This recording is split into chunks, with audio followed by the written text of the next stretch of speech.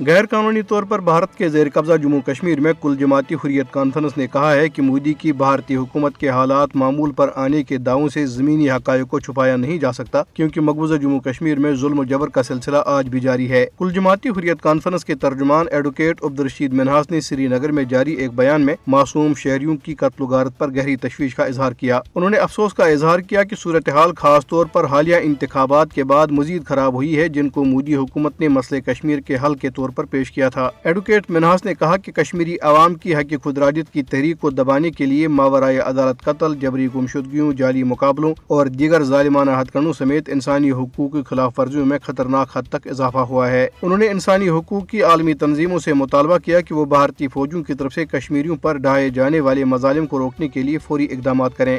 ادھر بھارتی فوج کی Rashtriya rifles, paramilitary central reserve police force اور پولیس کے اہلکاروں نے پلوامہ اور کپواڑہ اضلاع میں محاصرے اور تلاشی کی کارروائیاں کی۔ ان کارروائیوں کے دوران کم از کم 2 نوجوانوں کو گرفتار کیا گیا۔ دریں اثنا ضلع بانڈی پورہ کے علاقے گریز میں نیشنل کانفرنس کی ریلی پر بھارتیہ جنتا پارٹی کے کارکنوں نے حملہ کیا، جس کے نتیجے میں کئی افراد زخمی ہو گئے۔ یہ حملہ حالیہ انتخابات میں بی جے پی کی شکست کے بعد کیا گیا۔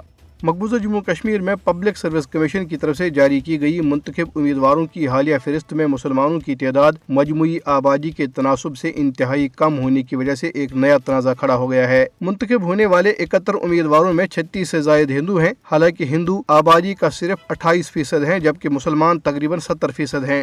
واشنگٹن میں ڈیجیٹل ٹرک کیپٹل ہل اور وائٹ ہاؤس سمیت اہم مقامات سے گزرے، جن پر مقبوضہ جموں کشمیر میں جنگی جرائم کا محاسبہ کرنے کا مطالبہ درج تھا۔ ورلڈ کشمیر اویئرنیس فورم کی طرف سے ڈیجیٹل ٹرکوں پر درج پیغامات میں امریکی حکومت پر زور دیا گیا ہے کہ وہ کشمیری عوام کے حق خودارادیت کی حمایت کرے اور جموں کشمیر پر بھارت کے غیر قانونی فوجی قبضے کے خلاف اقدامات کرے۔